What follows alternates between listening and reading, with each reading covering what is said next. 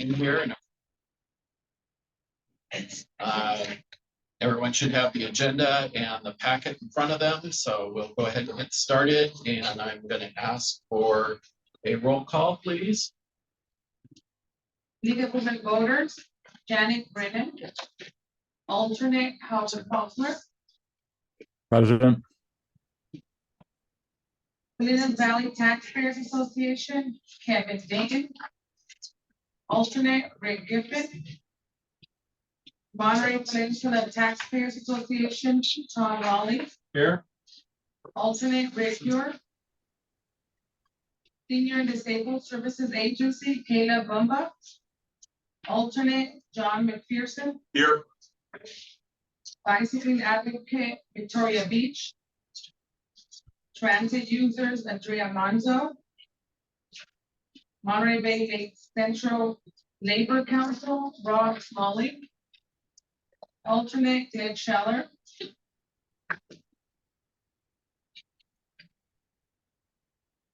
Central Coast Builders Exchange, Steve Cromines here. Salinas Valley Chamber of Commerce, Rick Hammer. Monterey Peninsula Chamber of Commerce, Jonathan Geisler. Alternate, Monica Lau. Here. Habitat Preservation, Dale Agron. Here. Monterey Peninsula Hospitality Association, Gary Curcio. Monterey County Farm Bureau, Norm Group. Here. Alternate, Paul Arnado. Here. Monterey County Office of Education, Brett McFadden. Here. Alternate, Darren Ford. He is not here. South County Representative Paula Getzelman. Here. Alternate, Carol Kenyon. Latino Organization, Chris Ferreira.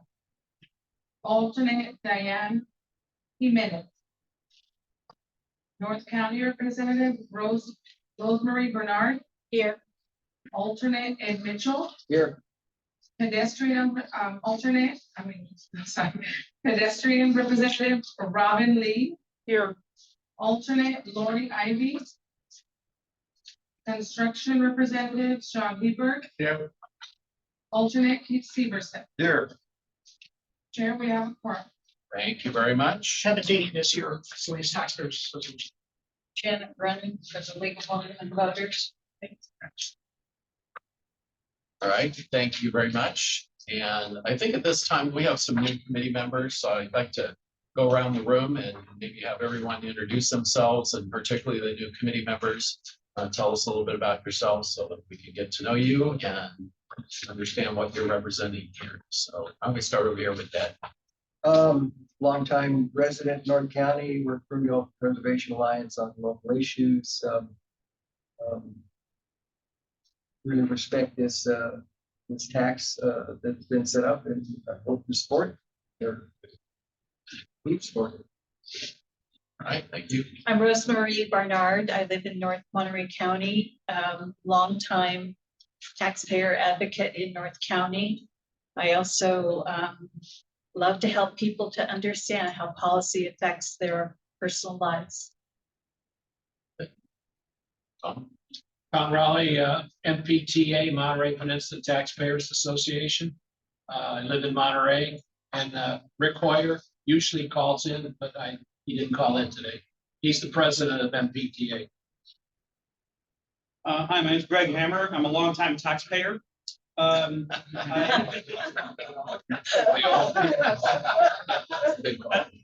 think some of you guys have more years on me, but I represent the Salinas Valley Chamber of Commerce, and I work for the Salinas City Center. Paul Arnado, commercial truck company in Monterey County Farm Bureau Board. Sean Gebart, I'm the Southern District Manager for the Northern California Carpenters Regional Council, representing thousands of carpenters around the state, but dozens, if not scores, of carpentry and infrastructure contractors. Yeah. Money, Teresa Wright, Tansy staff, community outreach coordinator. I just thought it was the committee. But okay. No, we're gonna include you.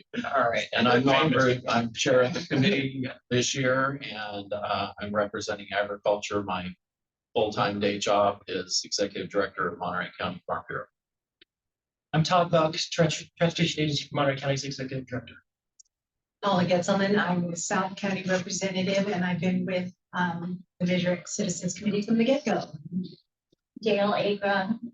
I am on the Montana chapter chair. I mean, I'm not chair, but I've been on the Montana chapter for 4 terms now of Sierra Club.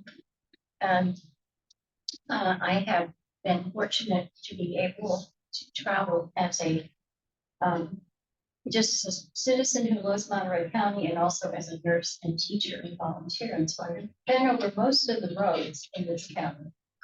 Know it quite well. Thank you very much. Dean Severson, the Director of Marketing and Community Involvement for Granite Rock, Enoch Fear is the alternate construction. Kevin Dagan, I'm involved with a lot of organizations in Monterey County. Here representing Salinas Taxpayers Association, where I was the former board president. And I was also chair of this committee for the first 2 years with citizens. I'm Jen McBrennan, and I've been involved since before successful Measure X. I was on the Measure X committee that helped make the recommendation for what went on the issue. And so I've been involved for longer than I can remember almost. I'm John McPherson. I am the new executive director for Alliance on Aging. So this is, I've been on the job about 90 days. And so I am alternate for senior organizational services agency. And I worked in this building for 20 years when it was household credit services in HSBC. So I'm having some flashbacks. Hi, good afternoon. I'm Brett McFadden. I'm with the Monterey County Office of Education, and I have the honor to serve as a deputy superintendent for that agency. Robert Lee, Communities for Stillwater County and Sustainable Salinas. Well, we advocate for sustainable and regenerative practices within our community and our local governments. Hi, I'm Christy Cromings. I was part of the committee to get Measure X passed. I took a hiatus to sit on city council for the city of Salinas, and now I am back to serve at the relieved. All right, thank you very much. And while Chris is getting seated, why don't we ask Howard to introduce yourself, please? Welcome. How you doing? Welcome back. I'll say I'm Howard Fossler. I'm representing the League of Women Voters of Monterey County. I'm the alternate, and I understand I'm here present on Zoom, but without the opportunity to vote today. Thank you. And Monica? My name is Monica Lal. I'm the president and CEO of the Monterey Peninsula Chamber of Commerce. I echo Mr. Fossler. I'm the alternate, and so not voting today. I will say that Jonathan Geisler, our board representative, is terming off our board, so we will be nominating someone else to join. So I'm with the Monterey Peninsula Chamber of Commerce. I think I've been on this maybe close to 2 years, and enjoy working and learning with all of you. Thank you. All right, thank you. And I guess Carol, you just joined us. Would you like to introduce yourself, please? Carol Kenyon, I'm the alternative representative for Southern Monterey County Rural Coalition. All right, thank you. And Aaron, is that okay, sorry. All right, and Chris, go ahead and introduce yourself for everyone, please. Good afternoon, Chris Pereira, president of LULAC Council 2055 and local realtors. All right, thank you all for doing that. I appreciate it with the new committee members. I think it's important that we all kind of know each other. Going to be doing important business here, so nice to have that interaction. All right, we'll move on the agenda. This is now time for public comments. Any member of the public may address the committee on any item that is not on today's agenda, but is within the jurisdiction of this committee. Under this item, each member of the public is allowed 3 minutes to address concerns or issues comments on items on the agenda may be given when that agenda item is discussed. So at this point, I'll ask if there is any public comment in the room. Okay, not seeing any. And is there any public comment online? All right, we have no public comment, so I will close public comment and we will move on. Next is the consent agenda. We have 3 items on the consent agenda today. One is to approve the draft minutes of the August 15th meeting. The next is to receive the Measure X Citizens Oversight Committee meeting schedule for 2024. And then finally, to receive a summary of how Measure X local streets and roads distribution formula was developed. And thank you, Mr. Zeller, for putting that report together. Appreciate it very much. And are there any comments or anybody need to pull any of these items from the committee members? I do have a comment on the minute. Oh, I'm sorry, Greg. Just a small administrative thing, not really pulling the agenda or worth pulling the agenda for, but my name's misspelled. Actually, Mr. Chair, I sent in a bunch of corrections on the minutes. Is that incorporated into the document we're approving now? No, it's not. So they will need to be corrected. Quick comment. Yes, Tom. I'd like to thank Mr. Zeller for giving a good staff report on how the formulas were developed for the Measure X. Because we had comments by somebody who's not here today, came last time and complained about the way it was done. And I think the explanation was very clear in the minutes. And so I'd like to really thank you for doing a good job on that. And this person that was here last time has made the same complaints repeatedly in the past. We tried to rebut them, and it's just, it's a waste of time at the meeting going over that stuff that's been well hashed and beaten to death in the past is really unfortunate. So thanks a lot for doing that. It needed to be done. And if we need to have somebody come and complain like that, we should have this handout to stick in their face. If you can remember, have this with you, Teresa. Thank you.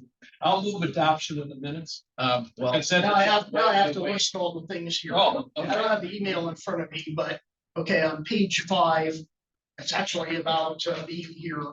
You'll see that the sentences, there's 2 sentences that are repeated. One of them is incomplete. So whatever I sent over to you, Maria and Teresa, if you make those changes, that will fix the sentence. Yeah. There's another section here too, which had some mistakes. I can't remember what it was. Do you happen to have that? I have it. So do you want me? Yes, please. Here. So one was the duplicate sentence that you mentioned. The other was Greg's name being misspelled. Twice the correction on there. And then the third one was in the conclusion, they noted in light of the excess revenues that you have to avoid, look at the structures, perhaps use excess funding to address some of the inequities in South County. And your comment was the sentence is confusing. It needs to be rewritten. And then number 4, committee member Raleigh said we needed to get a report and something about the East Side bypass. And you said it should be referred by its official name, East Side Parkway bypass. So there were the 4 pieces that you had. Yep. So we will make those changes. Thank you. All right. All right, so we have the consent agenda in front of us, and we've got the modifications to the minutes at hand here. So I'll accept a motion to approve the consent agenda with the note on minutes. So moved. Second. So that was McFadden, and who was the second? Oh, Hubbard. You get that? It was McFadden and wasn't. Hubbard. Right. Okay, all in favor, say aye. Aye. Any opposed? Any abstentions? All right, thank you very much for doing that. We will now move on to item number 4, which is receive an update on the Monterey Salinas Transit Surf Busway and Bus Rapid Transit Project in Monterey, in the Monterey Branch Line Corridor. And is Ms. Overmeyer with us online? I'm sorry, I'm looking at the screen and I'm thinking, sorry about that. So we will go ahead and turn it over to you and let you go through the presentation. Thank you very much for being here. Thank you, committee members. Michelle Obermeyer, I'm the Director of Planning and Innovation for MST. I don't normally have a loud voice unless I'm yelling at my 16-year-old son. So raise your hand if you can't hear me, and then I will try to project a little bit louder. I'm going to give you an update today. If you can go to the next slide, please. I'll give you an overview of MST, our regional vision for transit, and then get into the specifics of the SURF busway and bus rapid transit project, and then answer questions that you might have. Next slide, please. So MST carried 2.2 million passengers in the fiscal year that just ended June 30th. We recently completed a passenger survey. We do these every 2 years. Got off schedule with the pandemic. Back a slide, please. And so we completed the survey earlier this year, and we're able to note that the vast majority of bus riders are low income and minority populations. Next slide, please. Riders use MST for a number of reasons, and oftentimes they take more than one trip a day. Most bus riders are going to work, school, medical appointments, or shopping. Next slide. They travel for many reasons, and we can go forward one. Here we go. So the state has some lofty goals for addressing the climate crisis, and they're really focusing on the transportation industry to reduce greenhouse gas emissions. By 2040, all of MST vehicles need to be zero emission. Currently, 100% of our, you can go back, please. 100% of our big buses are either biofuel or they're using renewable electricity. 74% of our passengers agree that we need to reduce greenhouse gas emissions. And we'll be placing an order later this year for 12 new electric buses that will be used on the SURF busway. Next slide. In the survey that I mentioned that we did earlier this year, our customers rate MST service very highly. 91% consider our bus drivers to be good or excellent at driving. I don't know why it's on slideshow. It has a timer. Oh, maybe that's what it is. Anyways, you can compare here that the local perspective on transit is a lot higher than the national perspective. I did want to highlight that we serve all of Monterey County, 33 transit lines. We have connections in Watsonville and Paso Robles, and then beginning October 30th, we'll be serving the Gilroy Caltrain station. Okay, next slide.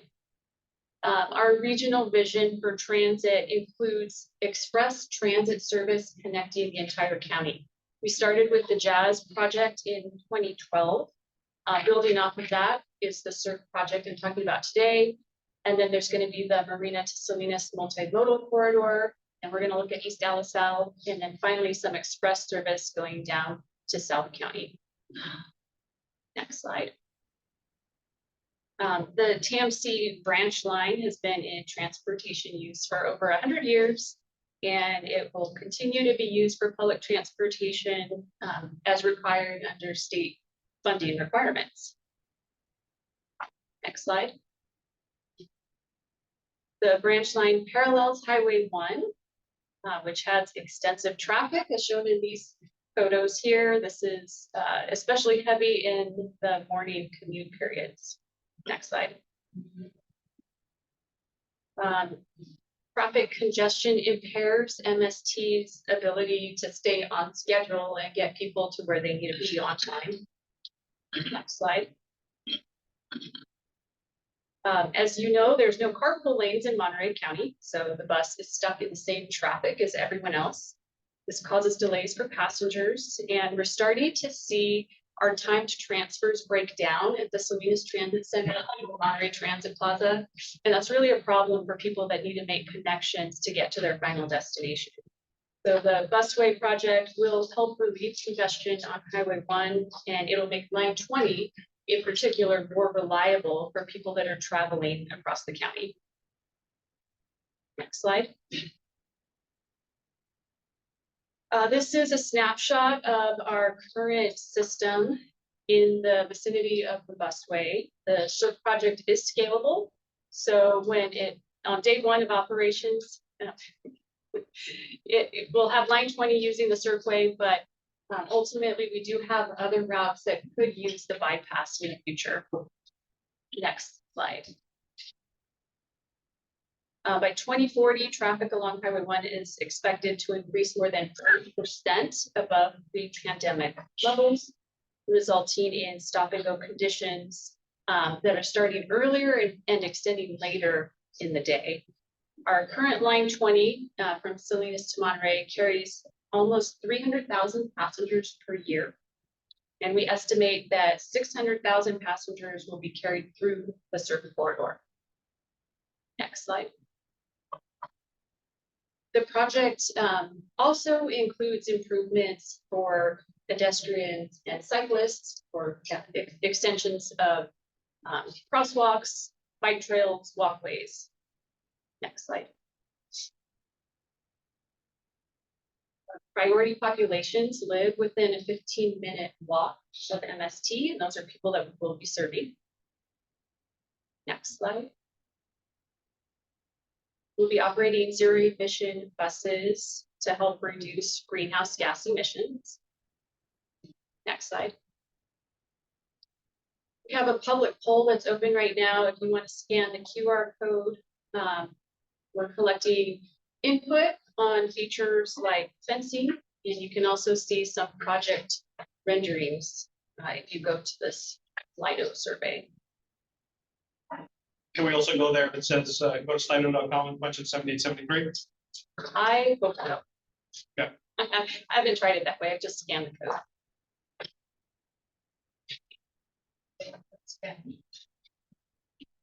Okay, we can move on to the next one. So in this next slide, you can see examples of the panels that we're going to be using for retaining walls that we have to put in certain portions of the project. Next slide.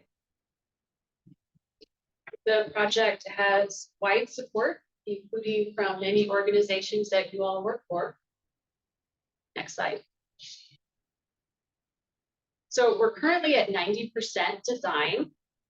We've completed environmental clearance under state and federal laws. We have coastal development permit applications in with the California Coastal Commission, Sand City, and City of Marina, all who have jurisdiction over the coastal zone. The estimated budget right now is $77 million. And this is beginning to end. So this includes preliminary design, environmental clearance, and construction.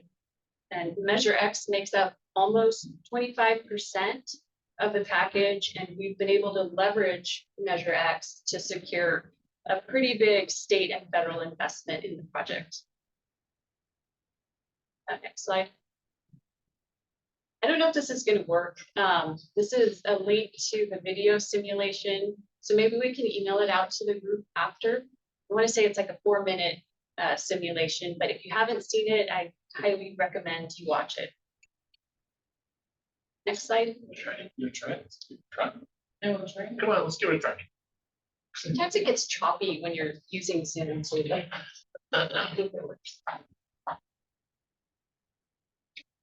By the way, that number 7873 does work. Norm, comment? I can tell you that one of the groups that's not mentioned on your list of supporters is Monterey Peninsula Taxpayers Association, a letter signed by Mr. Ron Pasquinelli, who was former president, has been dead 6 or 7 years. He was president 20 years ago when our organization supported bus rapid transit. And this has been in the works ever since Fort Worth closed. That's how long this has taken, this project. thank you. Congratulations. I think we're gonna get the videos, so, I see it. I'm not sure why did not see it. okay. I can see it.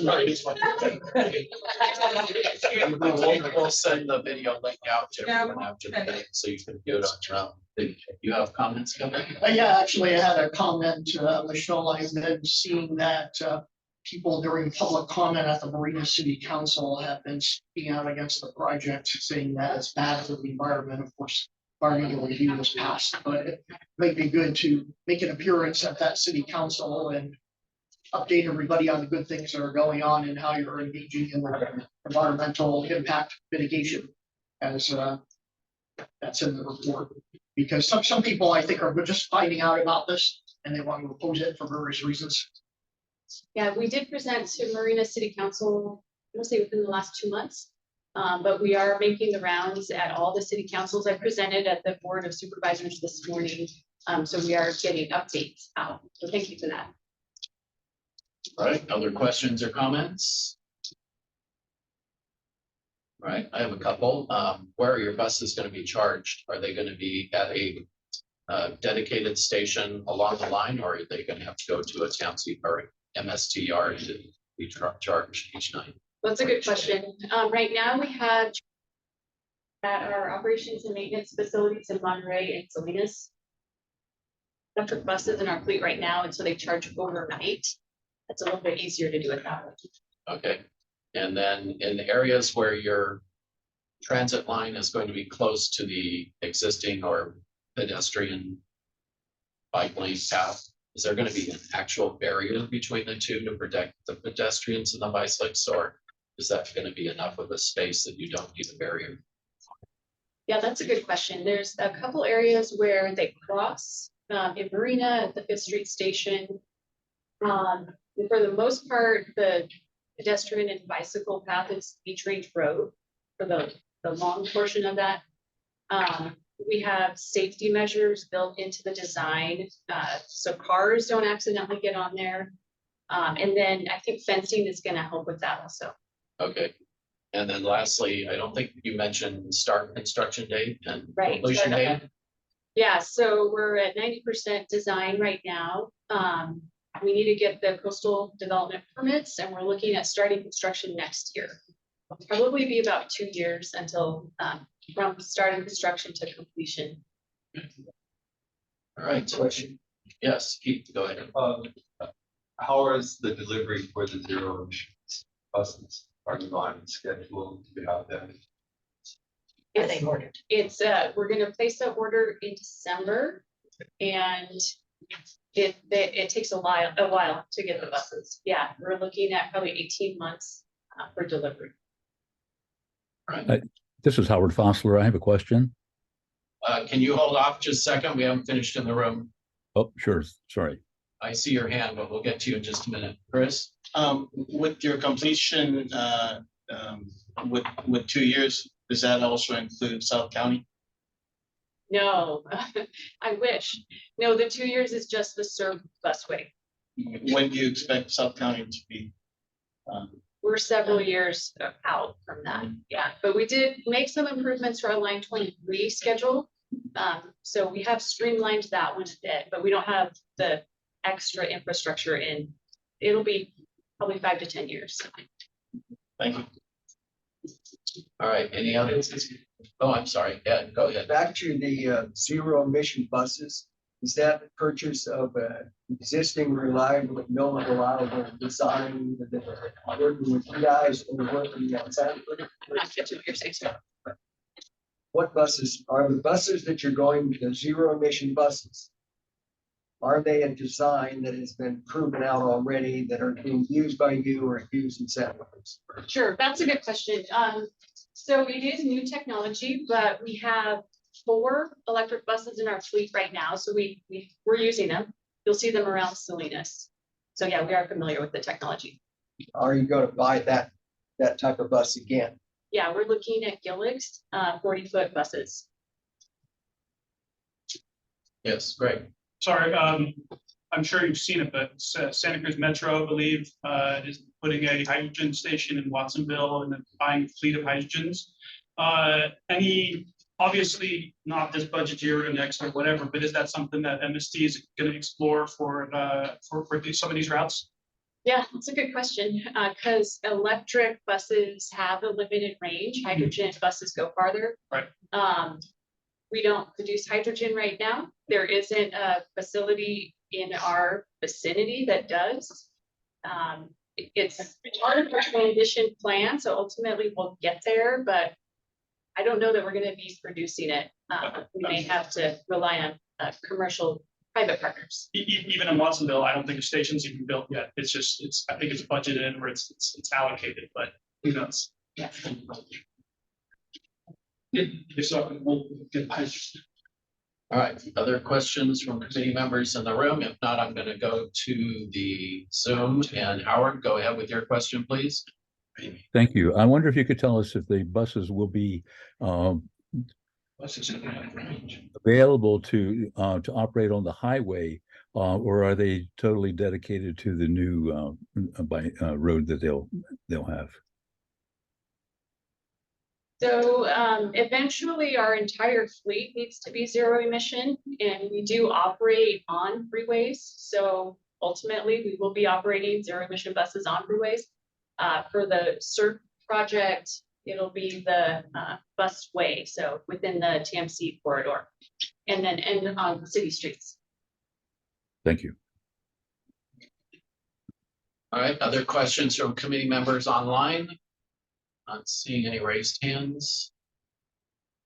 All right, Yeah, I just had a comment. sorry. The electric buses, your MST got $3 million in the federal budget for that, correct? Along with and it's gonna have like a grid charging system too. Yeah, so Congressman Panetta was able to get us an earmark for electric buses and a microgrid project, so we're just starting that. Good question. All right. Looking around the room to see if I miss any hands. All right, I'm going to open this up to public comment. Any members of the public wish to make comments on this presentation?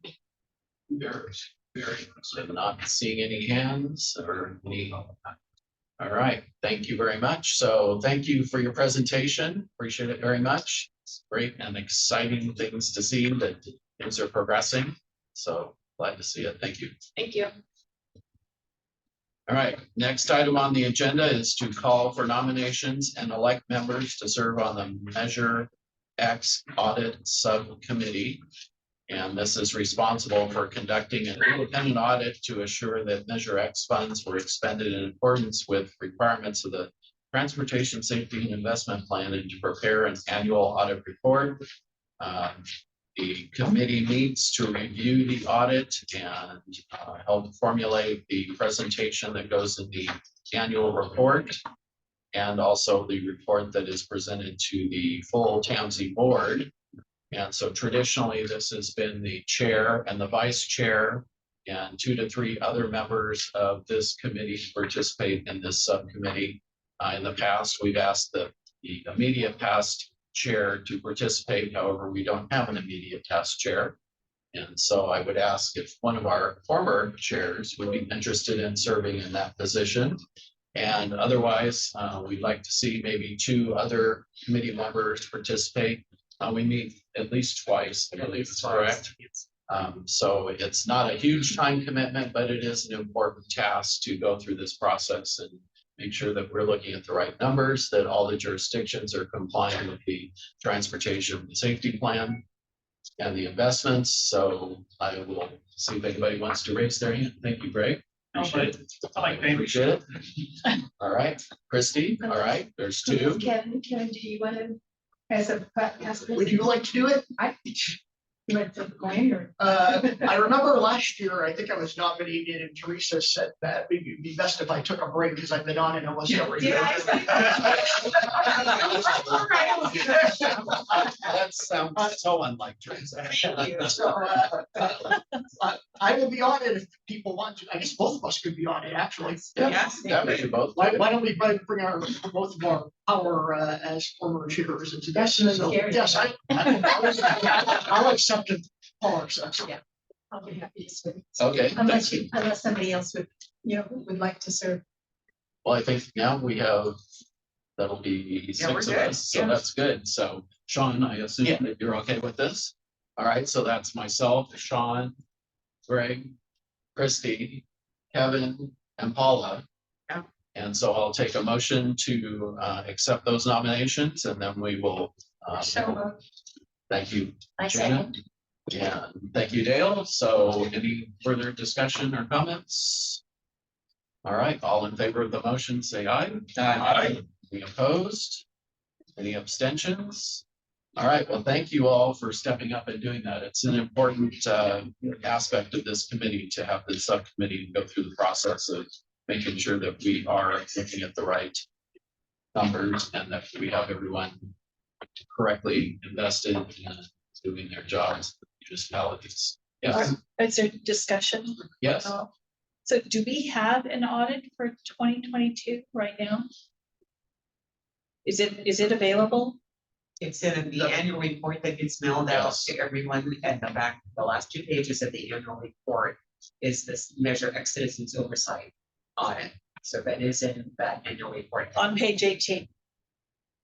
And there's an attachment, there's a link. Yes. There's a revenue allocation. Kind of a report, but this isn't. Is this what you're meaning to be an audit? Yeah, that's the review that the committee did to see whether or not the jurisdictions are making their proper investments, correct? Okay. a summary. And is there? Yeah, correct. It's a summary. Okay, so it's just a revenue allocation summary. Okay, and can we see the actual reports by each of the cities? Is that available? Reports are posted on TAMSI website. So if you go to tamsi.org, Okay, then there's a Measure X tab. And underneath that are local street and roads, and the annual reports for the last several years for each of the jurisdictions are listed there. okay, great, thank you. And then TAMSI's audit includes a summary, includes an audit also of the regional Measure X components.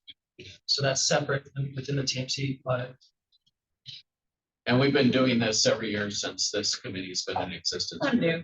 Doing that and summarizing it and putting it out there. And the idea is to be as transparent as possible so that everyone knows who's spending what, where. So, Mr. Chair, this brings up a good point. Maybe we should, rather than calling it an audit, which makes people think of your traditional financial review, we should call it something like accountability review.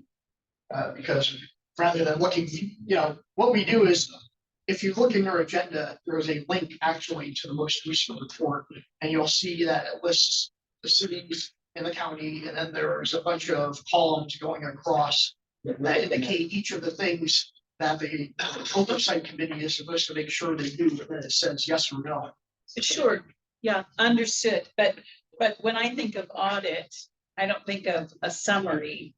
So this is on page 18, Right. and so I wanted to dig a little deeper and see, just to make sure that we're doing what the taxpayers were guaranteed would happen with Measure X funds. Yes, and that's exactly what the subcommittee is charged with doing, and maybe we do have to look at the room of that committee, but at this point, it is an audit committee. Yes, I just wanted to, having served on this committee for several years, I just wanted to say a shout out for Mike Zeller, who makes it very easy for us to compile all this information. It's a tremendous amount of information, and, to actually make sure that it's all done and done to the specifications that we were supposed to follow. Mike makes that very easy for us to do. So thanks, Mike. thank you. Yes, good shout out. Thank you. Oh, sorry. I'm still on the side of the room trying to play catch up. So when is the audit supposed to come out? Is it like January or July, or when is the annual audit? When is this 2022 one released? Well, it was finalized for the annual report, which comes out in June. It comes out May, so excuse me. Yeah, we presented in April, came out in May in the written form. So we usually undertake that process in the beginning of the year, the first quarter. So our first meeting of the committee will probably be in January.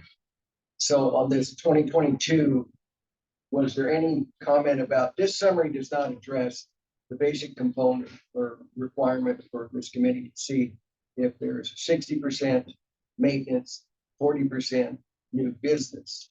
new projects. It wasn't in the summary. It's only addressed revenue, not any summary about the degree of distribution or performance. Was that in the earlier report? Well, that's Release one?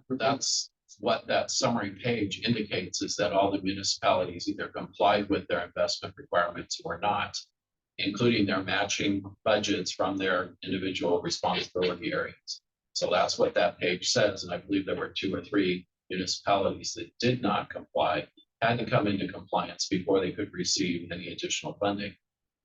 So that is indicated in that report. Right, thank you for helping me see what you're trying to say there, because it didn't jump out at me. Because I think, as a comment, given the report claims that, probably is true, that the 60% maintenance and 40% new project goal was set. I think that's a really great story. It's a newsworthy story. The reason this, some of you will probably support me, Janet, when this tax came forward, there was a lot of resistance to a new tax. And that was one of the incentives that someone brilliantly put in there.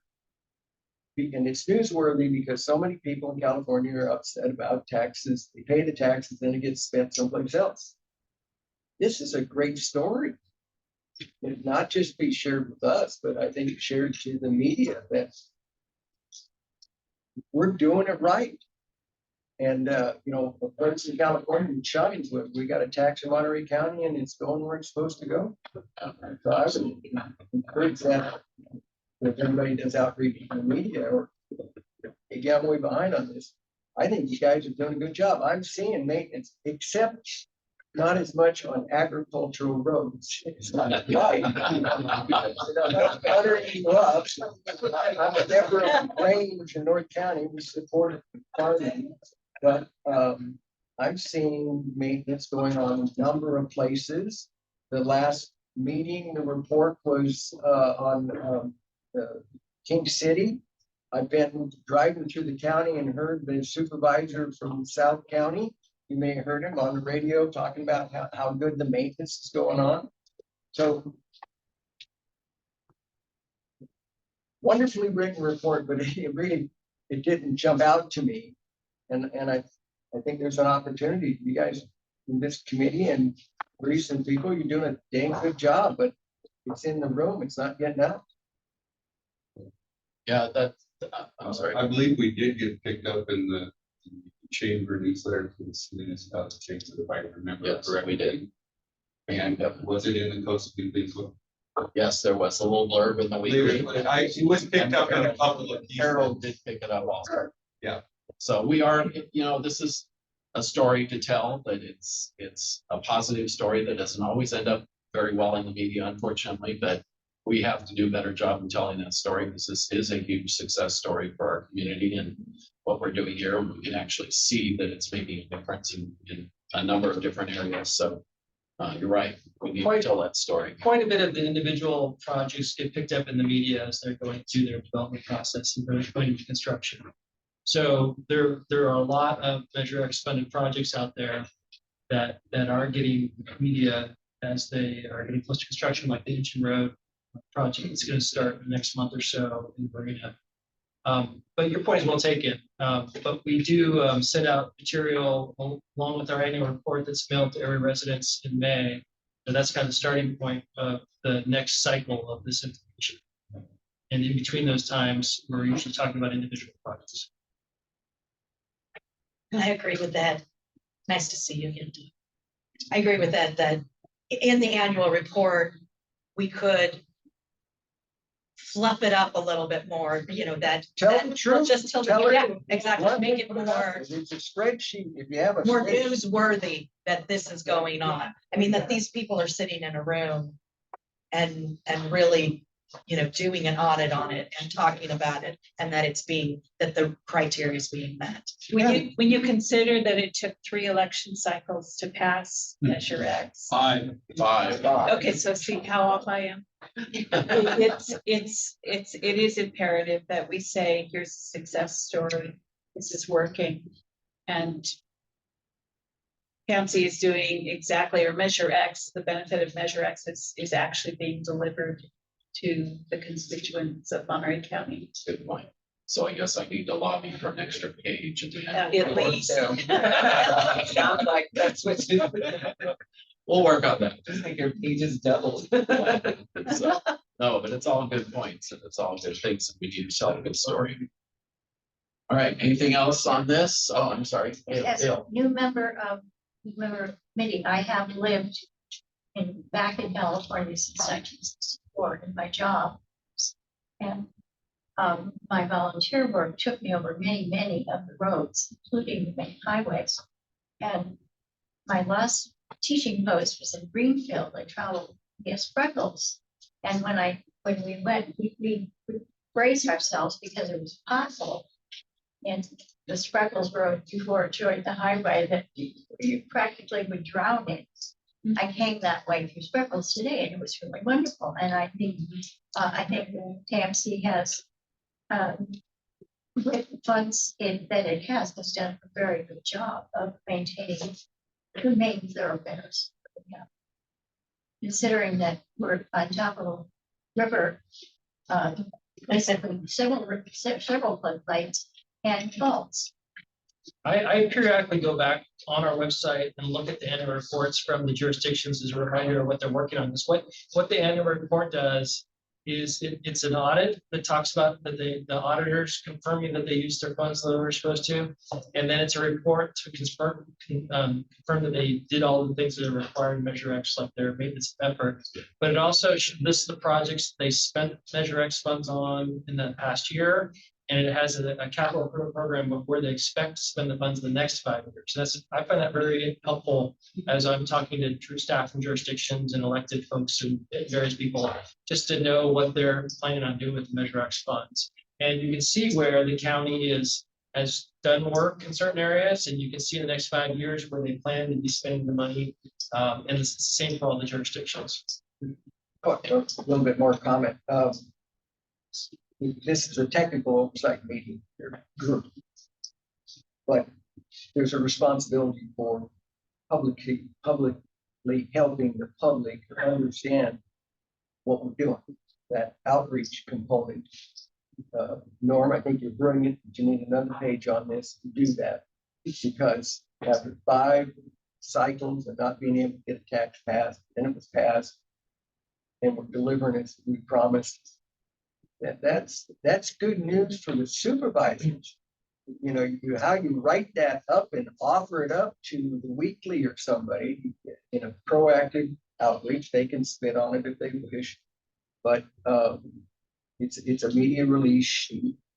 It might make the board of supervisors and the people in TAMC and look honestly good. So I would say don't be shocked. All right. Duly noted. Thank you very much for those comments. All right. I think we're good on this item. So thank you all again for stepping up to be on this subcommittee. And we will let you know when the first meeting will take place, probably in January. We'll move on to announcements and comments from any of the committee members. Don? Last month, our meeting 2 months ago, committee member Raleigh said we needed to get a report from someone about the east side bypass. I'll leave it at that. I repeat that same comment. So maybe if I could just respond, that would be a County of Monterey project. And they're currently not pursuing the project. So I'm not sure who to ask to provide the report to. Then we need someone to come and explain why it was killed. Well, because that's never been explained. That the project was came out of the Fort Ord Reuse Authority, and as the projects from Fort Ord were assigned back to the underlying jurisdictions, that project was within the unincorporated county area. So you can ask, but I'm not sure there's anyone there who's in a position to report on it. So rely on your influence to convince somebody to come and give us an explanation, please. So I'll check with them. We'll check on them, Tom. We'll see if we can get some good answer.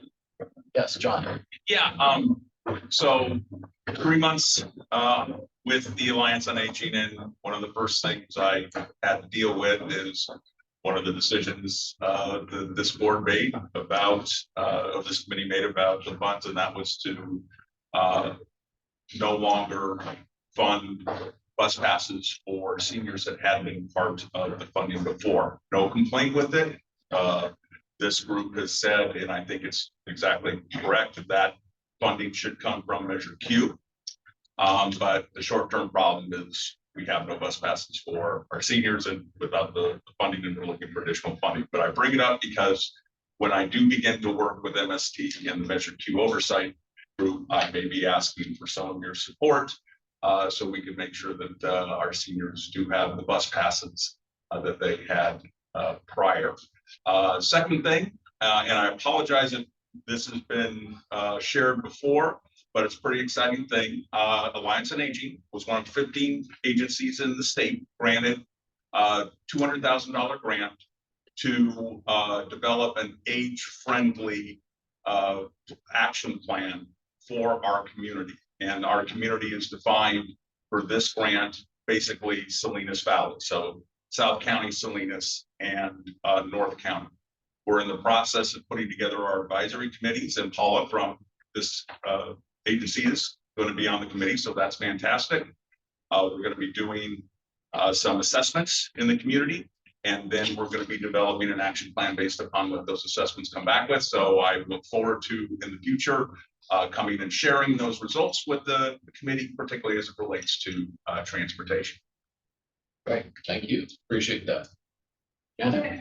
Going back to the East Side Parkway issue, it might be worthwhile for this committee to have a presentation on the regional planning process and how each jurisdiction develops its regional plans. And the East Side Parkway is not in the county's long-term plan. So within that context, that would give us an opportunity to ask about East Side Parkway. Okay. And, you know, that's a process that we probably should be aware of. We are actually just starting the process of updating our next regional transportation plan, which is our 20+ year plan. So we could bring staff to talk about that. So that would enable a discussion of the East Side. Right, Kevin? I'll speak bluntly about politics here because I was involved in the Measure X campaign. You know, we had some controversy discussion how the money is divvied out to each one of the local governments. Keep in mind, this was the 5th time it was tried. And the reality is, in order to get 2/3 approval for a vote for anything, you got to make lots of compromises, and you got to release your grip on the hardcore things that are highly controversial. And whether or not you like the East Side Parkway or not, to have that in the investment plan would have made a whole bunch of environmental groups oppose Measure X, and it wouldn't have passed. I think that the appropriate place for discussion of the East Side Parkway is actually in the true governing board, which is the TMC Board of Directors, rather than this group. We're just here, you know, we do a good job of oversight and recommendations, but that's a policy decision that needs to be made by the Board of Directors. And that's where the presentation and discussion should occur, in my opinion.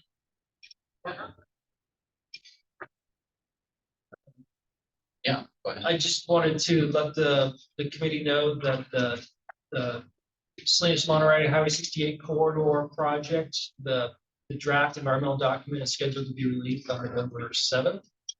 So there are 3 community meetings being scheduled, and when those are finalized in their location, Teresa's going to be sending out notices, so make sure we'll send it to the whole committee. November 15th, 16th. Yes, but we're working on the location still, correct? One So, location still. okay, so we'll send out the final information on that. So that's the start of the public review period. And the period itself is extended beyond the minimum 60 days, I believe. It's going to go all through early January. Yeah, just wanted to make sure that we get a place on the peninsula, because the major congestion point of Olmsted Road and Highway 68 is not a big enough, from what I've heard, in the draft plans, it's not a big enough roundabout. And that is a major intersection. The airport is doing a major update on a new terminal that's going to be needed, and they're not designing a big enough roundabout. So I urge those of you to attend one of the briefings, because that's where one of the major intersections. Yeah, it's going to be needed for a dual lane roundabout at Canyon Del Rey, Highway 218 and Highway 68. But the same kind of roundabout is going to be needed at Olmsted Road to get to the airport. That's going to be a major intersection. We see more flights being added, flights to Chicago. The airport is growing. They're moving their terminal. Within a year, they're supposed to have the plans for the new terminal building. So the thing is, we need to make sure that this new plan doesn't underestimate the need at Olmsted Road. So I urge you to take a look and attend one of the briefings, because the word I've heard is it's not going to be a big enough roundabout. So heads up. All right, thank you. And you'll get us those dates and places so that we can all attend and see for ourselves. So that would be good. All right, great. Hi, just last week I received an email from Maya at the county saying that there's going to be road construction on Harkin from Spreckles to Salinas city limits and Hunter Lane, which is very exciting. I don't know if you guys have driven there lately, but it's a roller coaster. So it can be exciting. But anyway, I followed up with I'm a big bicyclist person, so I followed up with them and said, hey, I know it's narrow lane, so I didn't expect much, but I asked if there was any bicycle infrastructure included, and they said no, which is okay, fair game. I came in after the fact. And then this weekend, I attended to Columbia, that shuts down Maine to Sanborn. Thank you. Spaced out for a second, really. And a lot of fun. Rode my bicycle everywhere. My kid had a blast. Just had a great time. And I took the opportunity to ride all the way out to Barton School. I don't really go to that part of town very much because I work downtown and there's no really reason for me to be there. So I rode my bike down there, and they have the roundabout right there by the golf course, and then the two new roundabouts by Barton. And the Barton roundabouts, they're spectacular. The bike paths are beautiful, love it, home run. Where I think there was a missed opportunity was the remainder of Alisal between Airport Boulevard and Barton had a bike lane, but on the city website, it said it's supposed to be a buffered bike lane. I don't necessarily recall if it was buffered or not, but I think we missed the mark, or the city missed their mark, by not making it a protected bike lane, because it is still a 35-mile-an-hour road.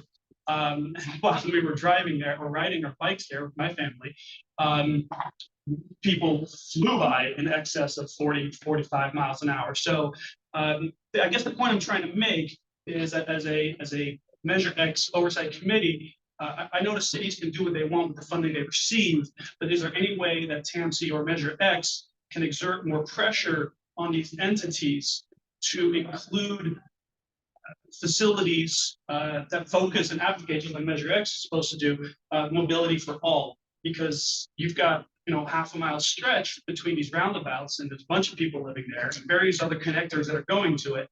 That my kid's not riding on that bike path by themselves. So that's basically the question or comment I had for this committee, to see if we could exert, as an organization, more pressure on these entities that receive, free money. Thank you. All right. Duly noted. Thank you. Anything else? Yes, Robert. On the presentation we had for the surf lane, there was also a piece that said a multimodal corridor from Salinas to Marina. I'd like some information on that. I'm not quite sure what that means. Years ago, there was a lot of community workshops on the protected bike lane from Salinas to Marina to hook up with the Fortag Speedway around and bike path around corridor. And it was supposed to have been a separate bicycle, separate path. So it's protected. There was ballards or barriers or something, and that has fallen by the wayside. So I wondered if this multimodal, which means bicycle and And that would be bicycle and cars. So what does that look like? I remember. Yeah, we did a corridor study for that area. It's been a while now since that was completed. And parts of it have already been implemented. When you look through West Allentown through Salinas, when you go past Hartnell and downtown there, you can see where it's been implemented. Other parts in Marina are still being worked on, and the certain busway feeds into that. The Davis Road section that you're referring to has been really frustrating. We do spend quite a bit of time working with jurisdictions trying to get them to incorporate bicycle pedestrian features. There were several reasons around Davis Road, mostly in the design of the bridge and the way the Federal Highway Administration funds the bridge, that made it difficult to add bike lanes through it. And then the county staff willingness to have the buffered bike lane along the road.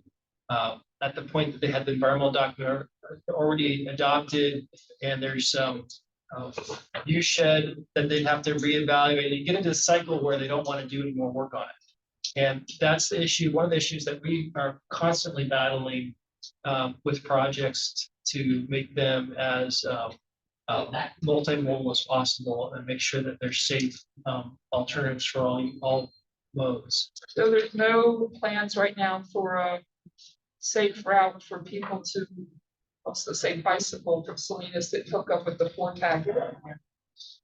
So there's nothing, because isn't the Davis Road supposed to be 4 lanes now?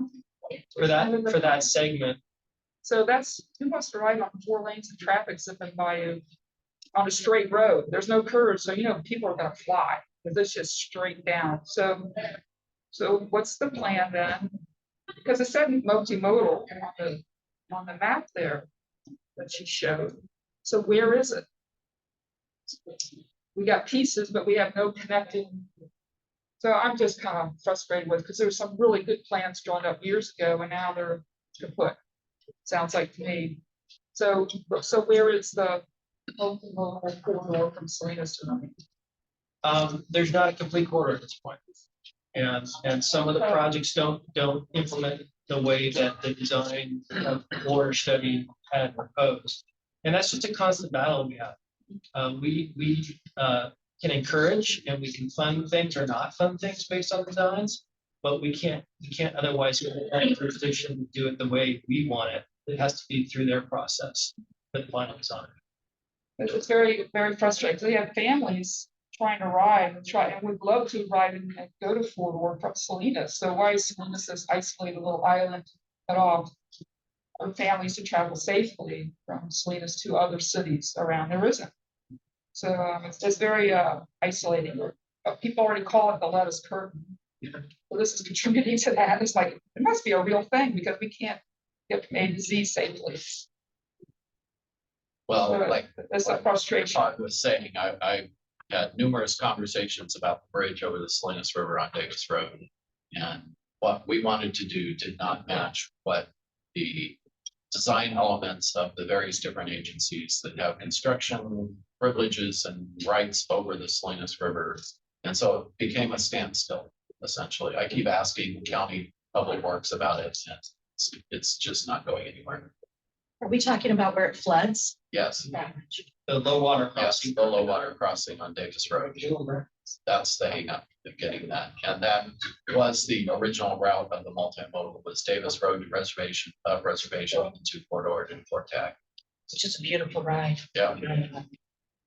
So maybe it's a blessing in disguise. Now the route can go down Reservation Road or Blanco to Reservation Road where it should go, instead of up and around those curves that are kind of around, not Reservation, down Blanco to It's Blanco is not a good choice for that. Sorry. well, it's gotta go somewhere. Yeah. And we have a route kind of designated for that, but we can't get the bridge. Same with the bridge going over on Blanco too, we have the same issues. All right, anything else? All right, thank you all for participating today. Very much appreciated. Anybody online, we thank you very much for your time, and joining us today, and I will adjourn the meeting here at 3:06. It's almost an hour back.